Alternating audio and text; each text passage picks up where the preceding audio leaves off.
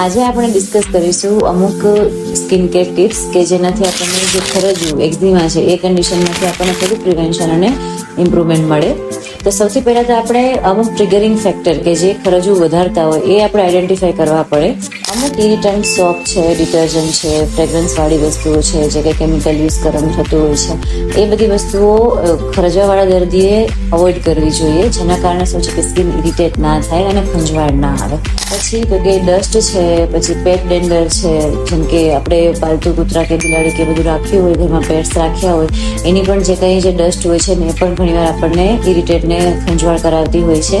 આ સિવાય અમુક ફૂડ ફેક્ટર્સ છે કે જેમ કે ડેરી પ્રોડક્ટ છે, એગ છે, ફિશ છે, સોયાબીન છે, મગફળી છે, આ બધાના લીધે પણ ખંજવાળ વધી જતી હોય છે ખરજવાના પેશન્ટમાં.